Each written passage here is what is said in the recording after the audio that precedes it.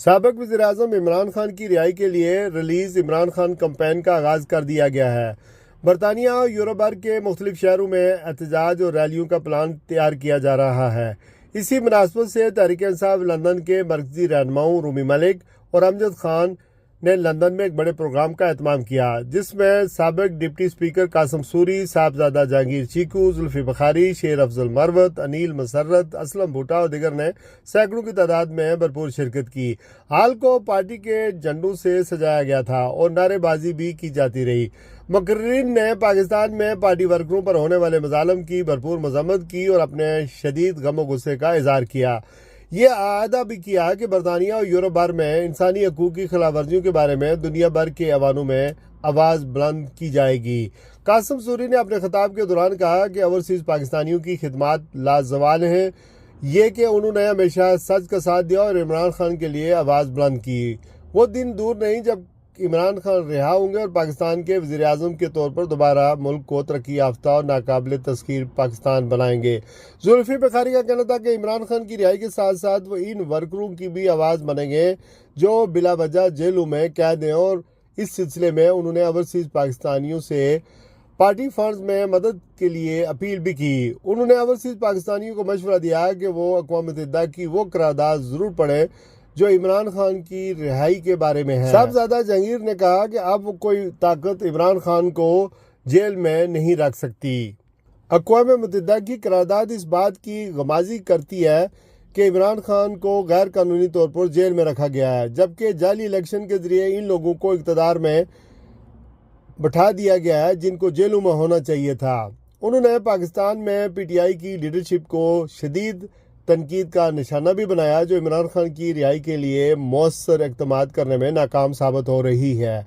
रूमी मलिक और अमजद खान ने खिताब करते हुए कहा कि मुल्क में सियासी और माशी इस्तेकाम के लिए ज़रूरी है कि मुल्क आइन और कानून के मुताबिक चलाया जाए और अब पाकिस्तान के लोगों का चोरी शुदा मैंडेट वापस लौटाया जाए। इमरान खान मुहिब वतन लीडर है, इसके खिलाफ मुकदमात इसकी सियासी क़ुव्वत और हैसियत को कमज़ोर करने के लिए कायम किए गए हैं, जिसका नतीजा 8 फरवरी को अवाम ने वोट के जरिए दे दिया है।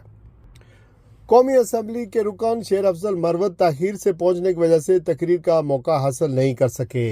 जो कोशिश इमरान खान की वज़ीर आज़म बनने से पहले की थी, मेरा ख्याल है उसी तरह का टाइम दोबारा ओवरसीज पाकिस्तानियों पर आ गया है कि हम लोग बाहर निकलें अपने घरों से, अपने दफ्तरों से, और हमने रिलीज और इंशाअल्लाह ये जो रिलीज इमरान खान कैंपेन है, इसका दायरा ना सिर्फ यूके बल्कि पूरे यूरोप तक हम लेके जा रहे हैं। मैं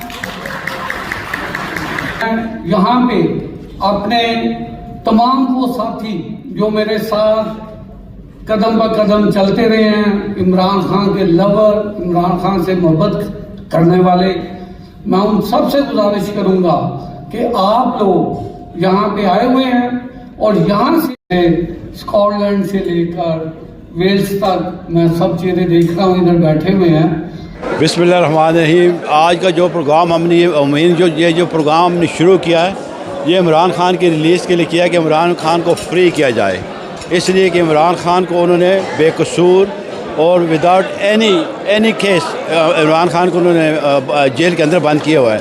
देखिए, अल्लाह मियाँ ने ये इमरान खान की हमें एक तोहफ़ा मिला है अल्लाह मियाँ की तरफ से, एक लीडर आया है, उसकी हमें लुक आफ्टर करनी चाहिए। और तमाम इंशाल्लाह ये जो आज हमने शुरू किया है, ये पूरे यूरोप में जाएंगे हम, और यूरोप से पाकिस्तान और डाला जेल के बाहर हम जाएंगे और इंशाल्लाह इमरान खान को रिलीज़ करके हम दम लेंगे। इक़्तिदार से उतरते साथ ही उस पर आप 200 से ज़्यादा मुकदमे बना दो, तो सबसे शर्मनाक बात तो ये है कि जिस गैर मुल्की ईमा पर रिजीम चेंज किया गया,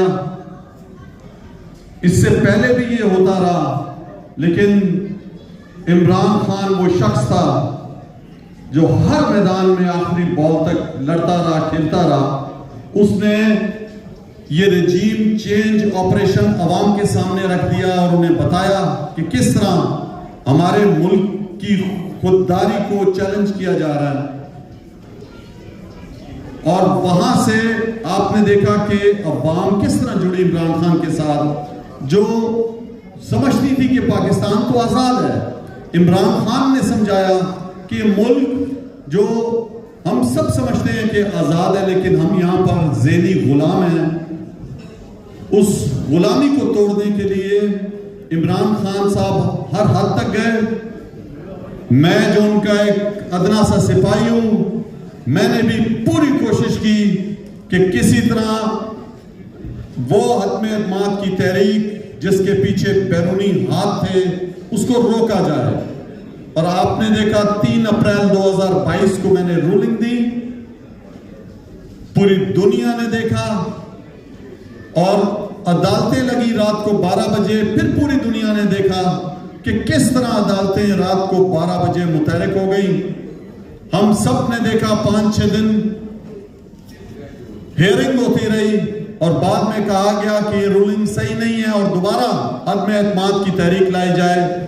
मुझे आज तक याद है 9 अप्रैल 2022 मैं चेयर कर रहा था इजलास, आखिरी दिन था,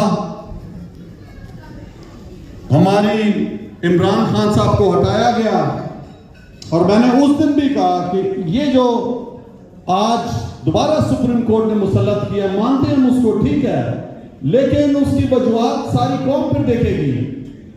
और मुझे फख्र होता है अपनी पाकिस्तानी कौम पे कि पाकिस्तानी कौम बगैर पाकिस्तान तहरीक इंसाफ के कॉल दिए 9 अप्रैल को इमरान खान साहब को हटाया जाता है वज़ीर आज़म की कुर्सी से और 10 अप्रैल को कौम साबित करती है कि हम जिंदा हो चुके हैं और वो पूरी दुनिया में पाकिस्तानी जो है वो बाहर निकले। याद रखें, क्योंकि मैं एक बहुत लंबी रिपोर्ट है, तो मैं चाहता हूं कि आप लोग सब, कोई 30 पेजेस की रिपोर्ट है, आप लोग पढ़े लिखे हैं, आप लोग बाहर रहते हैं, आप लोग समझते हैं, इसको पेज बाय पेज पढ़ें और याद रखें कि इसका खुलासा, इसमें एंड कंक्लूजन ये है कि इमरान खान आपका लीडर गैर कानूनी तरीके से जेल में डाला गया।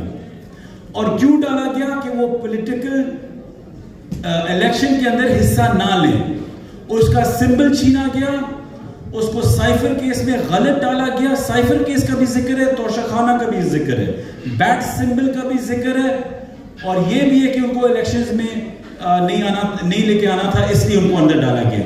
साथ साथ क्योंकि मीडिया के भी हैं, बहुत से लोग, आप लोग प्रोफेशनल्स भी यहाँ हैं, उनको बोला गया है कि पाकिस्तान हुकूमत को कि उनको कॉम्पेंसेशन दे। और कॉम्पेंसेशन किसको दी जाती है? जिसके साथ ज्यादती हुई और जुल्म हुआ, उसको कॉम्पेंसेशन दी जाती है। कि सारे वहां बैठे हुए, आजकल नई खबर चली हुई है सेक्रेटरी जनरल कौन होगा। Leader, most popular, honest, upright leader को इस तरह जेल में डाला हुआ है, बोगस चार्जेस पे, फैब्रिकेटेड चार्जेस पे, जिस पे कोई पता जवाब ही नहीं बनता किस तरह के चार्जेस हों।